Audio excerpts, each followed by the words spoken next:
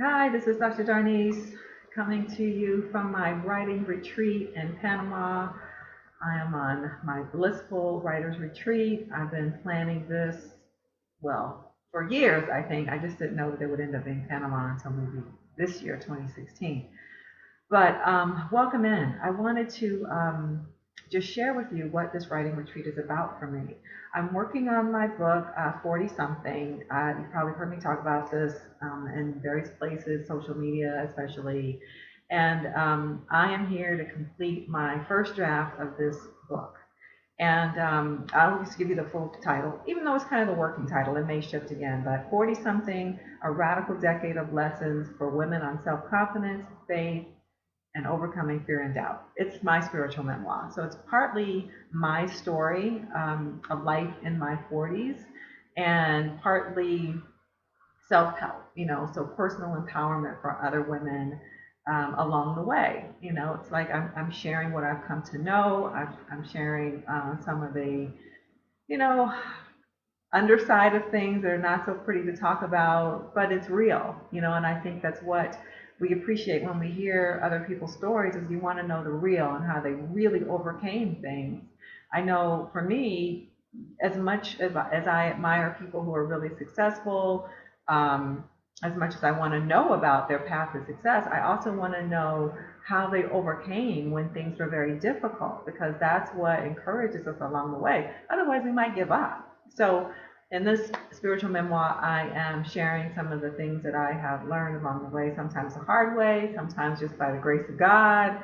Um, and I'm sharing my spirituality in it as well, which is why I'm calling it a spiritual memoir. And hopefully, it will be helpful to other people in terms of their spiritual path.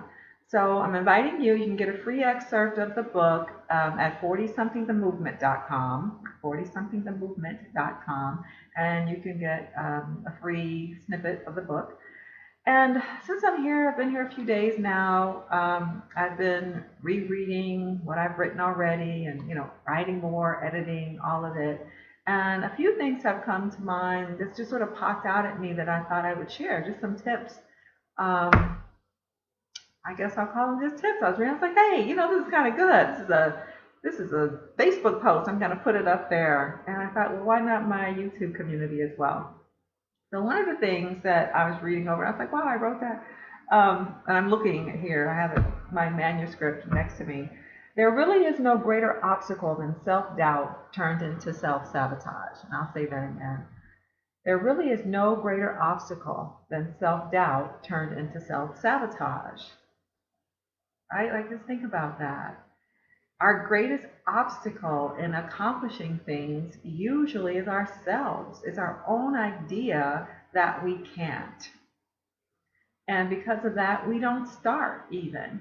If we have an idea to do something that's maybe different or off the beaten path or something that you didn't plan on originally, you want to start something new on your own, you want to be a writer, you want to take a trip for a month and go write somewhere. Well, I mean, for a long time, I was my own biggest obstacle because I thought it had to look a certain way. It had to be a certain time, or I don't know what I thought, but it was self-doubt. Like, was I really ready for that? And that meant that I sabotaged myself because I didn't actually take the steps forward and so that I could accomplish it and manifest it.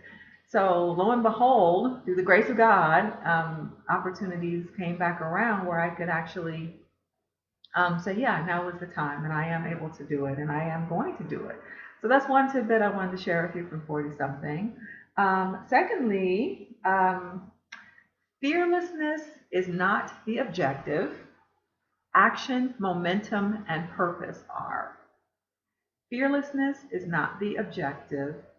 Action, momentum, and purpose are. So I know a lot of times in coaching my clients, and just general conversation. It seems that people are waiting for a time when they will not be afraid in order to take a step. Like, oh, I have this big goal, I have this big dream, I want to do that, but you know what? I guess I'm still kind of nervous. I'm anxious. Oh no, I can't. I'm not ready, which is the self doubt, sabotaging. But it's like you're waiting. Most people are waiting for fear to subside, for there to be no fear. And then you feel like, oh, okay, well, now I can do it because I've overcome my fear.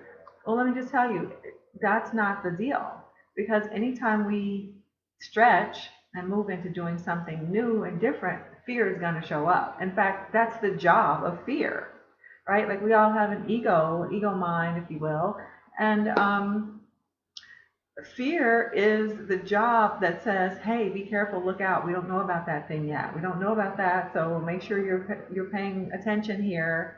Doesn't necessarily mean stop, it just means look carefully because this is an unknown. Okay, so it means that you still take action. Your action will develop a certain momentum, like continued action forward, and purpose. Like, what is it that you're about? What is it that you really want to, what kind of outcome do you want to have? And so, I mean, I just have to say, to fear and doubt. Fear and doubt show up. It's like fear on one shoulder, doubt on the other shoulder. They show up and start talking to me, and I'm like, okay, fear and doubt, you get to have two seats because I am going to take this action, and then there will be momentum following that action, which will lead me to my purpose. All right, so that's just something I wanted to share also. And number 3, one thing I learned in my 40s for sure, and that is that being independent does not mean that you never ask for help. I just want that to sink in, especially for women. Being independent does not mean you never ask for help. Too many of us are out here with an S on our chest trying to be superwoman, doing everything all the time. Everything all the time. And that's just a recipe for exhaustion, resentment, disaster, really. Because sometimes we have too much pride.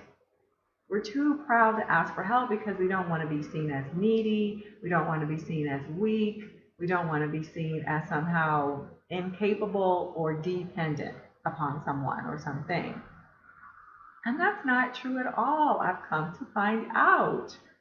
Being independent is it's really being clear on what it is you do well and what you don't do well. Acknowledging that there are things that you do not do well and you need help with those things. And there's no shame in asking for that help. In fact, it says, I'm confident enough to know my lane. I do this well. I don't do that well. I'm going to ask other people, what do I need to do here? How can I be supported here? I can't say it any clearer than when I was rereading that. I go, exactly. So take the S off your chest sometimes and allow someone to help you. It's okay. And it's a sign of increased confidence, actually. Okay, so those are my tips that just come from 40-something. As I'm writing it here on my retreat, I'm sure I'll have more insights and I'll come back on and share some more. Again, if you want your free excerpt, go to 40somethingthemovement.com and you can get it there. Otherwise, if this has been at all helpful to you, like, subscribe, share it with other people, other 40-somethings maybe, or just anybody you think who would like to share in it. All right, thank you so much, and I'll look forward to next time.